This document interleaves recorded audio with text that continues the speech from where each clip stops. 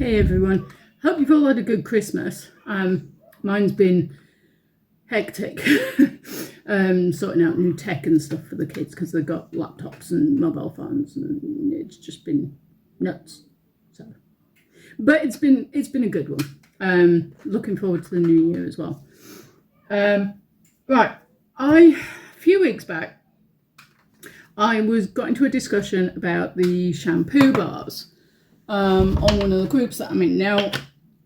I know I did a video of how I pack my shampoo bars, trying to find all the bits for it, and it's all just vanished. Joys of Christmas, when you do a massive tidy up, you put things in new places and you don't know where they've gone. They've all disappeared. But anyway, so the way I make my shampoo bars is I have these. Now, there should be a ring that sits around the middle of these, but I don't know where it's gone right now. It's probably on my desk or it's fallen off the counter because the cats have been jumping up here and annoying me. So basically, you put that one in the bottom of the ring. You put your dough in. I'll show you the dough in a minute. I've got stuff on the worktop over there, or on the cooker over there, busy melting. And then you mix it all together with various different ingredients, dry ingredients, which are all in here. And then you form it into a dough, which is kind of, it's weird to describe it like this, but it's kind of like plasticine. It's as moldable as plasticine, which is great. So, you take a lump of that, you roll it into a ball, put it in one of them, obviously with the ring around it. And put that on top, squash it, take it out, twist it, shampoo bar. Now, I used mine slightly differently because what I would do is, rather than use these two, because you can never guarantee you're going to get it straight, you'll end up with wonky lines like that or whatever else. So for various different reasons, and because I have fibro and I have issues with joints and muscles and what have you, the way I used mine was I would take the ring and I would sit it on the work surface. I'd put my dough in there and then I'd use the flat side of this as opposed to the round side here and squash it down, do it that way. Worked brilliantly, apart from whenever I took it out, I was getting grooves down the side of it because trying to push it out of the ring, because you're pushing up and pulling the ring down, you end up with your thumbs on the side and they just gouge out two gouges on the side of it. So I got into a discussion in one of the groups that I'm in and had the absolutely wonderful David Rees from BBHP Moulds drop a picture, and he said, would something like this make it a bit easier? And I was like, yeah, that would make it so much easier. Let me know when you make them because I'll buy one. And then he sent me a message and he said, I'll tell you what I'll do. I'll print it out because he does all of these molds on 3D printers and I'll send you one. Just do me a review of it. So that's what we're doing today. So the molds that he sent me is one of these. Now you see these little ears on the side. I like these Dunbar molds because they're cute. These ears on the side means I can actually use those to push that out of like that, which means I don't put grooves on the side. Classic idea. And he's also done something which I wasn't expecting. And I know my apron says Rose and Thorn, but that's the old name. So I am currently trying to get hold of a new apron. However, what he has done for me is, I need to make sure this is the right way up. Yeah, that one. Is I have two of these. So I have a small one and a bigger one. So I'm going to try both of them out. Normally my shampoo bars are this big. And what he's done, so this is why I'm going to be interested to see how these work today, is he has printed, I don't know how well you can see it because the light's not great. And the best bit is, because it's printed reverse on here, it shows up the right way around on the video. he's printed this on it. So when I stamp, or when I make my shampoo bars, I'll have the business name stamped into them. How cool is that? So we're now going to see how well these work.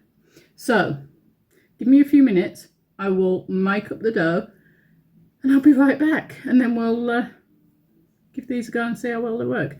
Now, because I'm making these up just for me and they're not going to be up for sale, because these are literally a test batch, I decided that I would use the recipe that I got from the Crafter's Shop. It's an absolutely fantastic recipe. If you are a maker and you are on the fence about buying the shampoo bar recipe, don't be. It's a fantastic recipe. It's super, super easy to do. There's loads of advice in the support group. And yeah, you'll find you'll be swimming in shampoo bars because you'll just want to keep making them because they're so lush and they're really good. I mean, you know, that's what I use on my hair, and my hair's bleached and coloured. And look at that. It's just fantastic. I love my hair. So in today's little experimental batch, because I'm only doing a really small batch because I ran out of sodium cocoa isothianate. Try saying that when you've had not had coffee in the morning. I will be doing them in this fantastic, can't tell my cats have been in the cupboard and getting the blue mica everywhere, but this fantastic candy pink mica from the Crafter's Shop. It's called Candy Floss. Obviously that will be back to front on the video. It's called Candy Floss, take my word for it. And then I will be using an essential oil blend of my own design. Now this is a proprietary blend, so I will not be sharing amounts and percentages of what's in here, but this is a rose quartz blend and it's got lemongrass, geranium and ylang ylang in it, and it smells amazing. I had a custom order from a shop a few years back. They wanted some witchy type soaps, so I made up this blend and 2 others. Made up 3 loaves of soap, all with real genuine crystals on the top. Pretty much sold out of everything. So, and they were going at 15 quid a bar because they were in tins and they were big bars.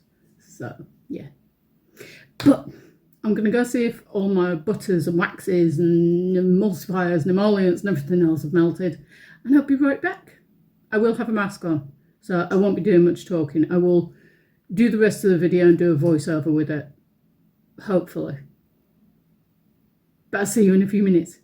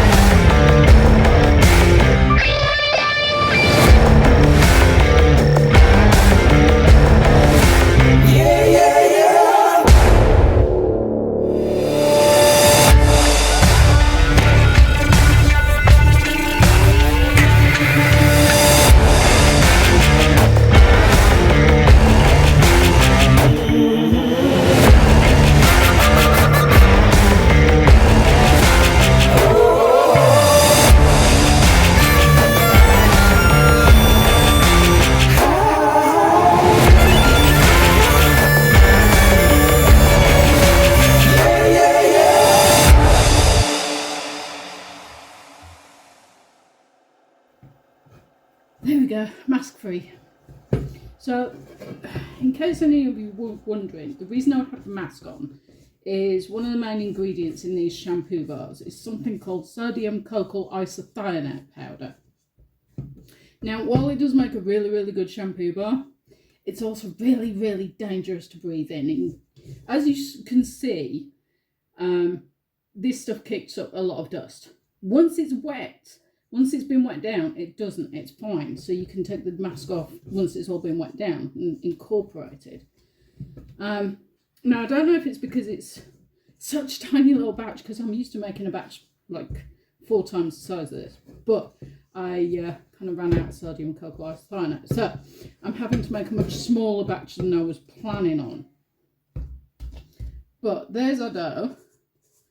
I just need to scrape all of this lot out. As you might notice, I don't use like scraper tools or anything like that, because this stuff is either really dry and fly away and gets everywhere, or it's really sticky and there's no in between.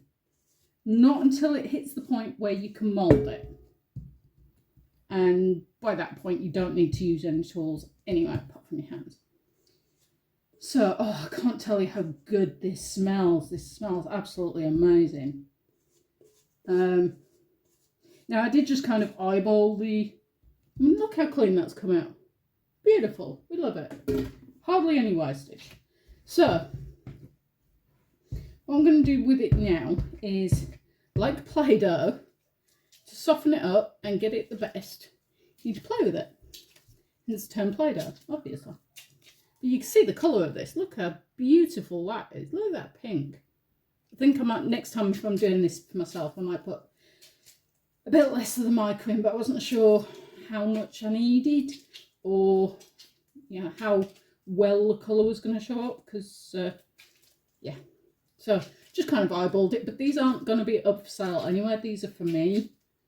I figure after everything Christmas has put me through, I kind of needed something for me, so yeah, just doing something for me.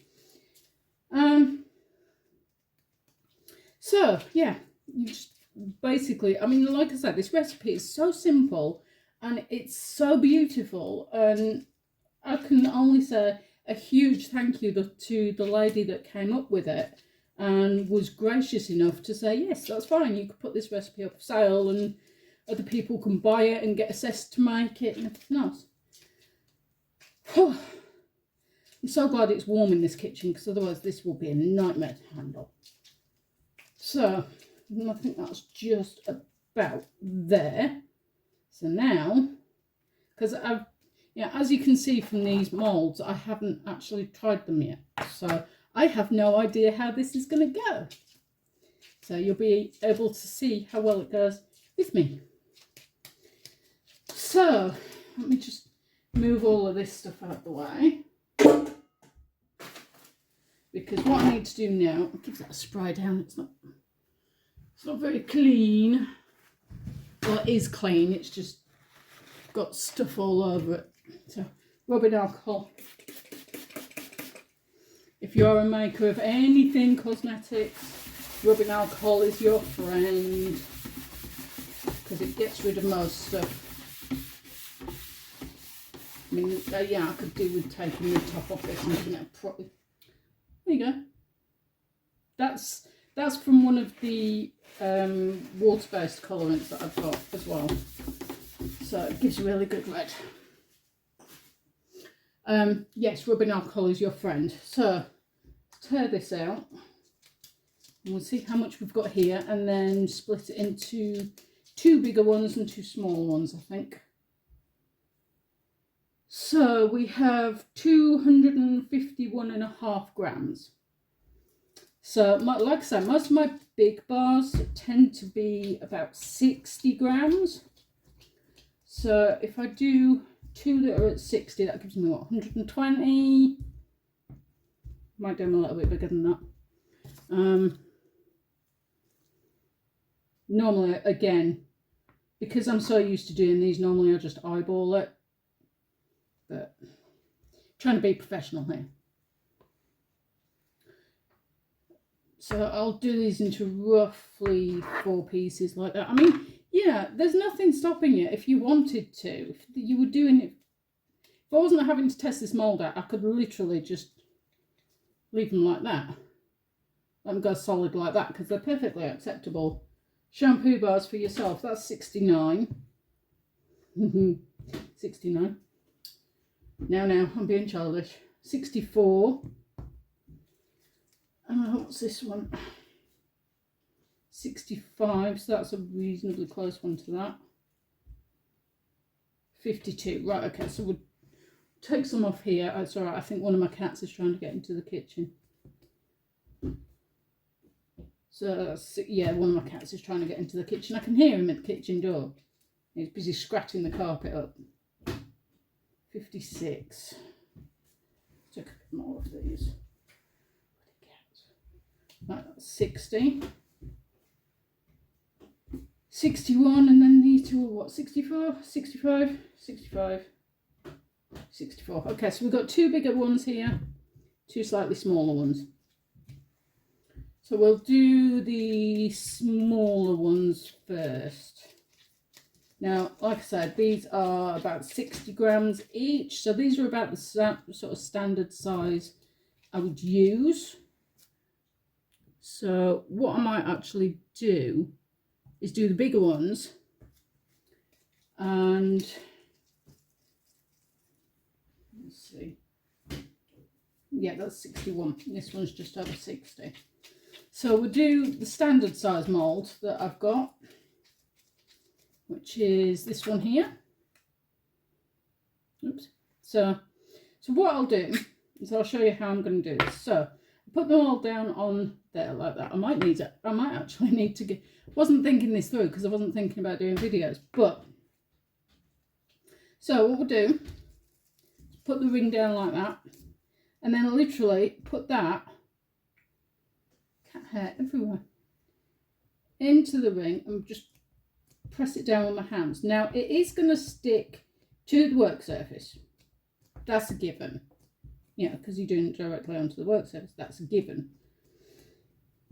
So I'm not going to use the imprinted side because I want one side flat and one side imprinted. So I'm going to use the flat side without the imprint on it. I'll just push that down. So it then flattens out the very bottom of this bit here on the worktop. Like that. And then what I'm going to do is before I turn it over, I'm going to turn it over and put the imprint side on the top. So I can then imprint it with this side. Because you're never going to get, see how that's nice and smooth? You're never going to get 2 sides. Oh, David, that's perfect. Nice job, bud. Now, because it's got the, if you look, there are absolute, I mean, yes, this is only a rough thing. So all the ones that he's going to put into production will be smoothed out, so you won't get the ridges.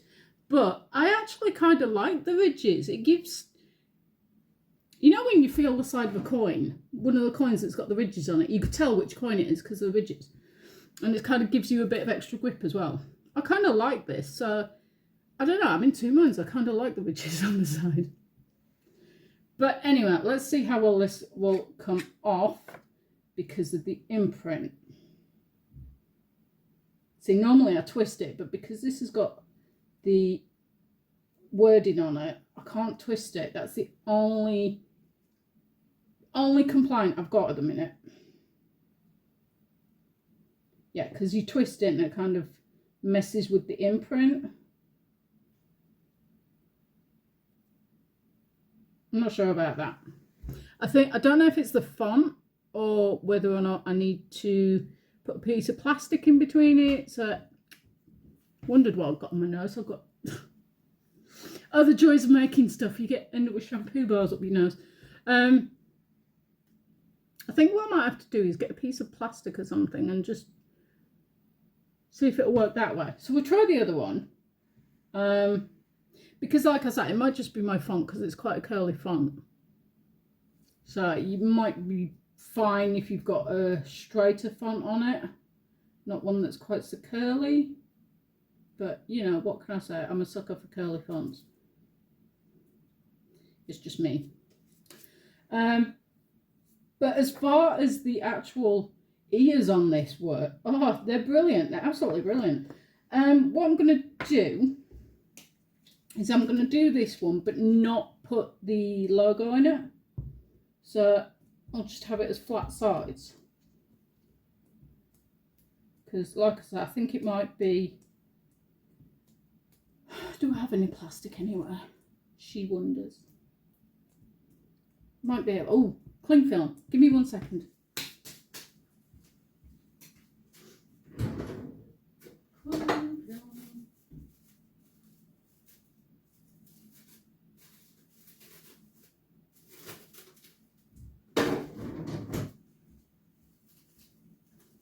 Try a little bit of cling film, see if that works.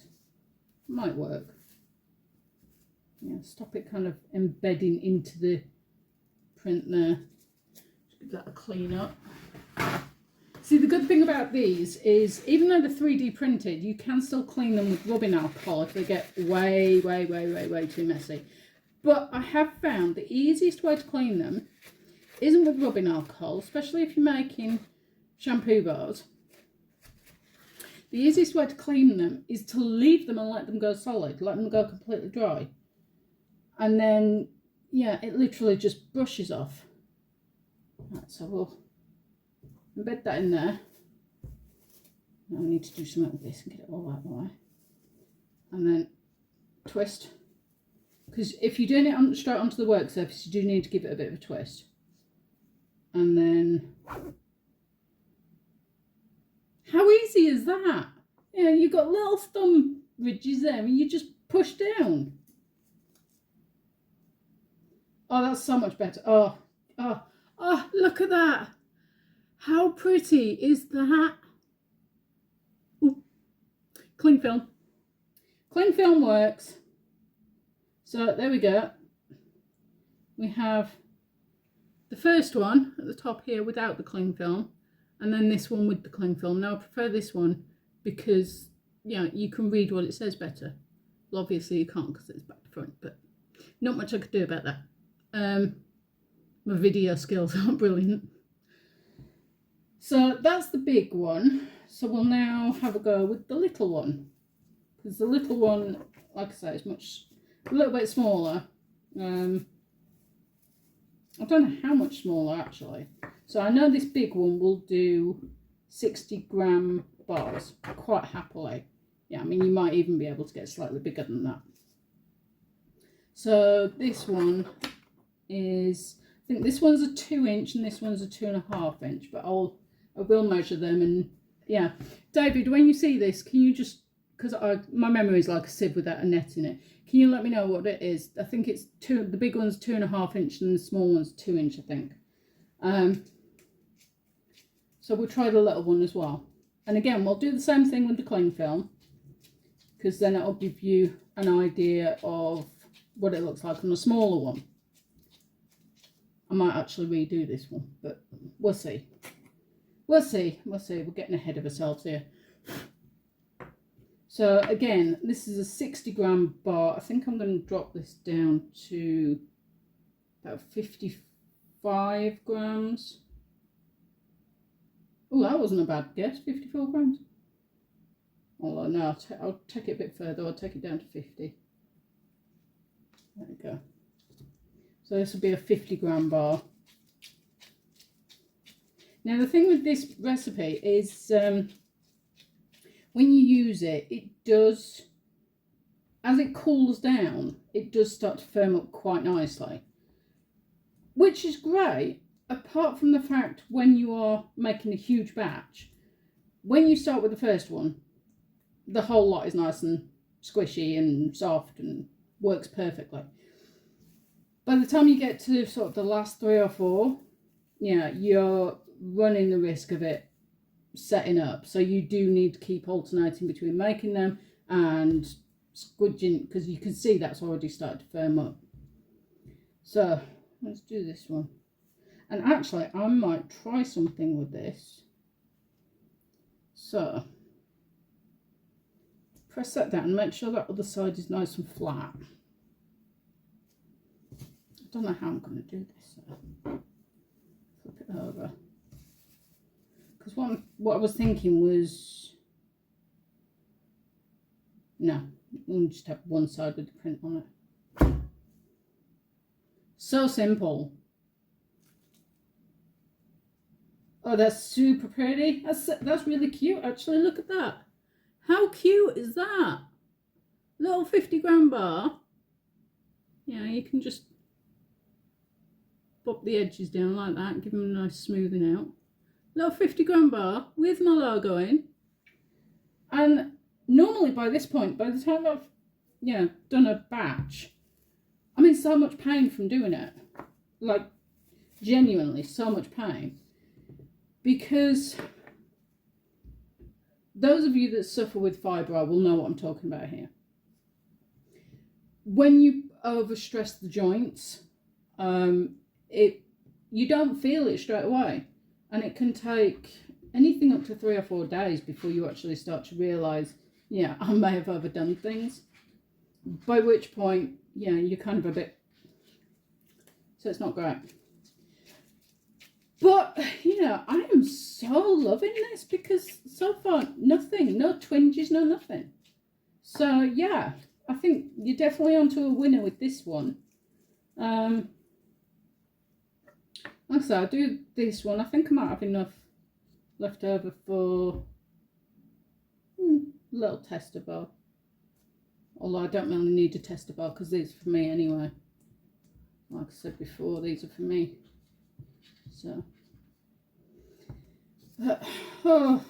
so who's looking forward to the new year? Anyone? No? Personally, I want to see the terms and conditions before I go into it because, we've just had a real bad run of it the last 4 years, 5 years. So I want to see the T's and C's, please. Yes, please, someone. Thank you. Anyway, by the time I post this, we will probably have already got into the new year, and yeah, I'll just be chatting rubbish right now. And again, thumbs on the hips and push. I love it. I really do love it. It's great. It's so simple to do. And yeah, this, I never actually thought about having my logo on a shampoo bar before.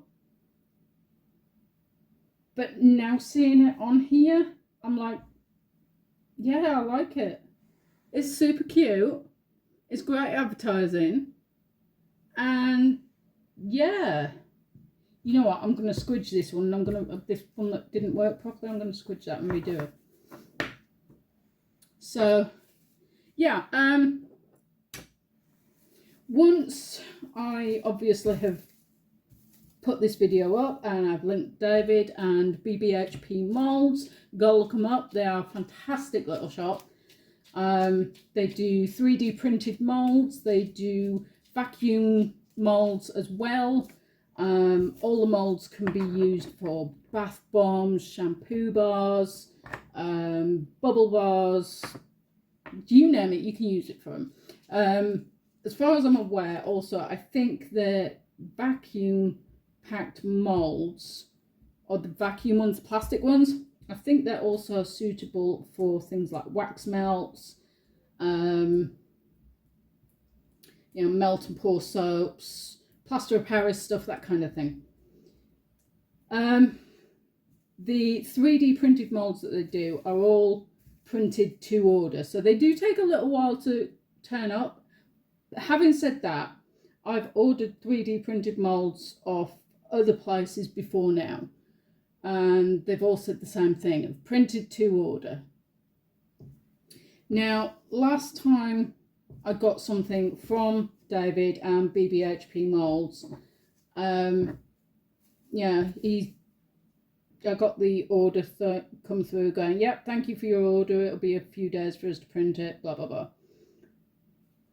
it turned up 3 days later. I was like, wow, that's really quick service. Really quick service. Because I've just got a 3D printer. One of my family members gave me it for Christmas. So I'm trying to drum up the courage to use that and have a play with that. But I know how long things can take for... There you go, I've redone it with the clear film. That's pretty. So yeah, I know how long it can take for things to come through on a 3D printer. So the fact that I got it within 3 days of putting the order in, it was brilliant. I just loved it. Oh, excuse me. Yeah, I'm just going to do that one like that. The kids can have that one. Little kiddie size bar. That's if the kids actually want to use it. Because my youngest has found her new favourite shop, which I'm not going to mention, but there you go. So yeah, there we go. A little bit left over, just into a nice little mould. So yeah, these are super, super easy to use. Clean up, like I say, with these, what I'll probably do is just leave it until it's all dried out, because then, you can just literally, because of the way this recipe dries, once this is all dried up, I can literally then get one of them scratchy pads, dry one, because with these you don't want to use water on them. They will absorb the water and it makes them bloat. Yeah, we all know what that's like. And yeah, so yeah, this idea, because like I said, my other one didn't have these pieces on, it didn't have the shoulders on. So the fact that it's now got the shoulders on, and they are, it's so easy to use, and I don't need to use half the amount of pressure that I did with the old one. Because like I say, the way I do it, it's more for convenience for me, because then I don't have, I don't end up wearing myself out and having to have like 2 or 3 days where I'm not doing anything. I hate not doing anything. So yeah, with the little shoulders on, the little Dunbar ears, I love it. Absolutely love it. I think these are going to absolutely fly out the shop. So I may be back for some more.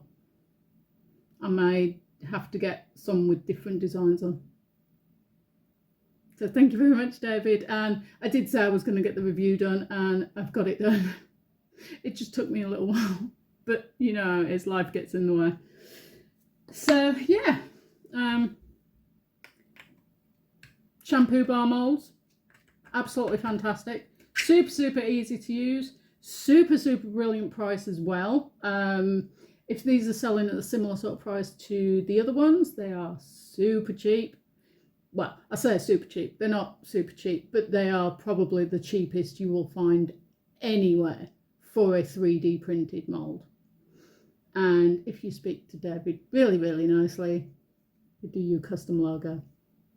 Right, that's me done. I may put a picture of these at the end of it. I don't know. It depends how long it takes me to edit this down. But I'm now going to go and make a cup of coffee. So I'll see you all later. And it's probably already gone out after the new year, but have a fantastic new year. Stay safe. And I will see you all back here in 2025. Hopefully it's a good one. Bye.